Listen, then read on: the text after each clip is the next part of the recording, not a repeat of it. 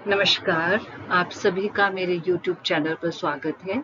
आज मैं आपको समास के बारे में बताने जा रही हूँ। समास जिसका अर्थ होता है संक्षिप्तीकरण। संक्षिप्तीकरण किसी शब्द या वाक्य को छोटा करना या उसका छोटा रूप। जैसे मैं आपसे बोलती हूँ राजा का पुत्र, तो उसे राजपुत्र। घोड़े पर सवार, घुड़सवार। तो ये जो है इनके संक्षिप्त रूप हुए, यानी इनको मैंने आपसे छोटा करके कहा। अब समास की परिभाषा देख लेते हैं। नवीन शब्द निर्माण की यह वह प्रक्रिया है जिसमें अर्थ की दृष्टि से परस्पर स्वतंत्र अर्थ रखने वाले दो या दो से अधिक शब्द मिलाकर नए सार्थक शब्द की रचना की जाती है।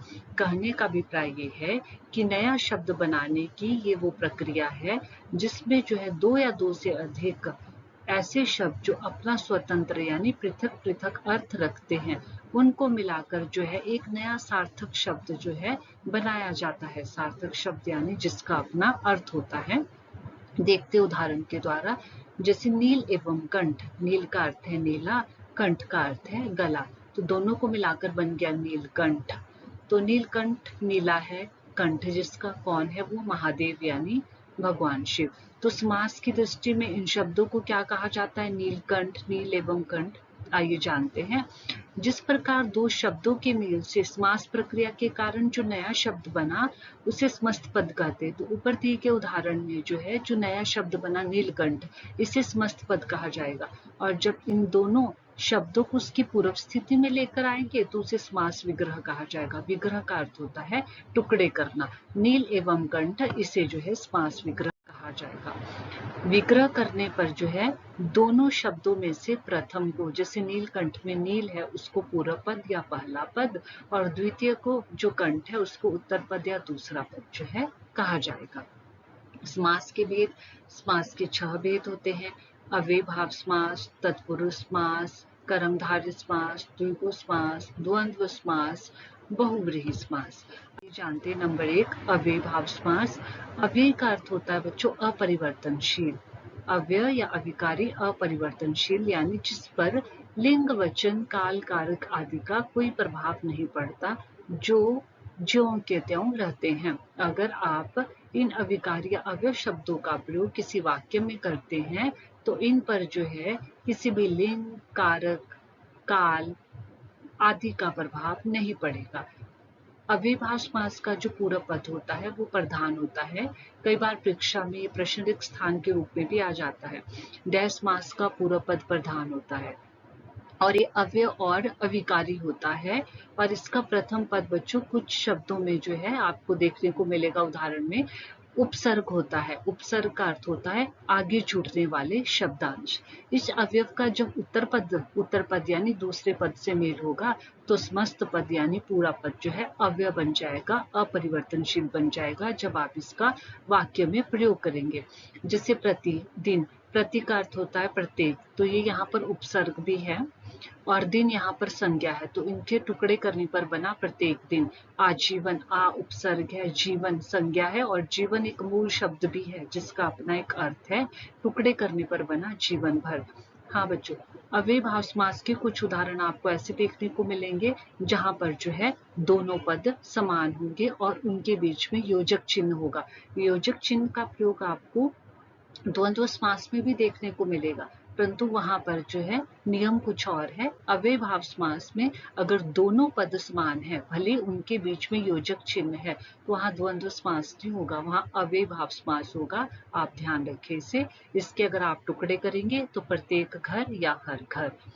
दूसरा भेद है तत्पुरुष समास। जिस मस्त पद का उत्तर पद जो है प्रधान होता है, तत्पुरुष समास का जो उत्तर पद प्रधान होता है। कई बार ये आपको अंतर के रूप में भी आ जाता है, अव्ययभाव समास और तत्पुरुष समास में अंतर बताइए। तो अव्ययभाव समास का पूर्व पद प्रधान होता है, तत्पुरुष समास का उत्तर पद प्रधान होता है। इसमें जो है प्रथम कारक कर्ता जिसकी विभक्ति ने है और अंतिम कारक संबोधन जिसकी विभक्ति हे, रे, अरे आदि है। इनको छोड़कर बाकी जो 6 कारक है इनकी विभक्तियों का जो है लोप पाया जाता है। लोप पाया जाता है अभिप्राय जब आप इसके टुकड़े करेंगे तो टुकड़े करने पर आप कारक की विभक्तियों को जो है पाएंगे, उसे तत्पुरुष समास जो है कहा जाएगा। जैसे हस्तलिखित। हस्त से लिखित, हस्त होता है बच्चों हाथ से लिखित, तो से यहाँ पर करण कारक की भक्ति है।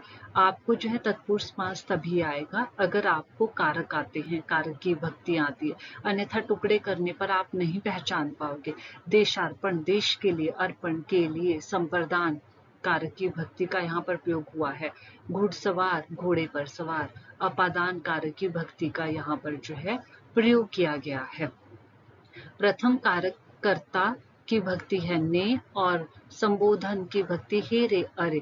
अगर टुकड़े करने पर आपको ने या हे रे अरे आदि आता है तो वहां पर तत्पुरुष समास नहीं है, क्योंकि इसकी परिभाषा में पहले ही बता दिया गया है कि इन दो कारकों को छोड़कर बाकी जो 6 कारक बचते हैं टुकड़े करने पर उनकी भक्तियों का लोप जो है पाया जाएगा।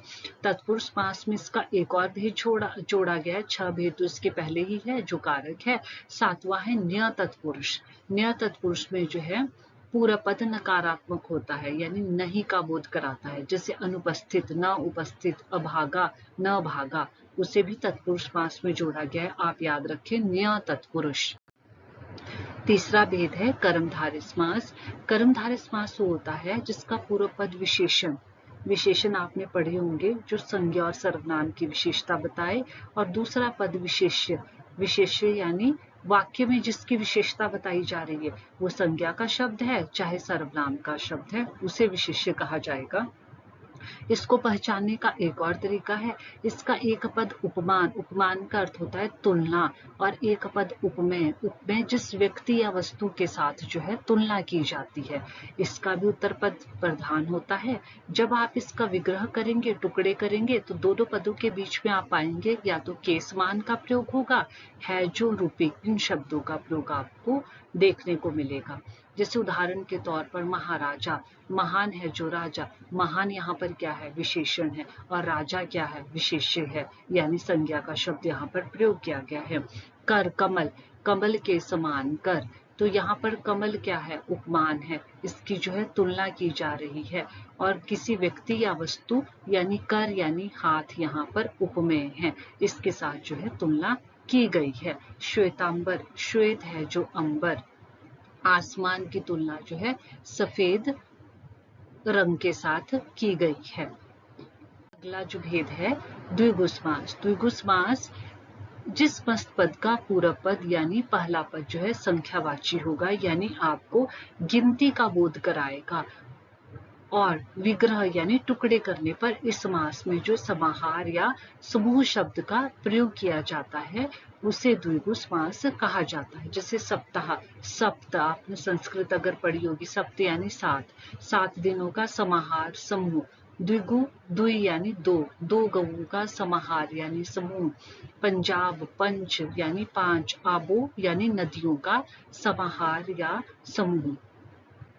आज के लिए इतना ही। इससे आगे जो समास के 2 भेद रहते हैं और इनके बीच में क्या अंतर है मैं आपको वो अगली वीडियो में बताऊंगी, समास पार्ट 2। आज के लिए इतना ही, धन्यवाद।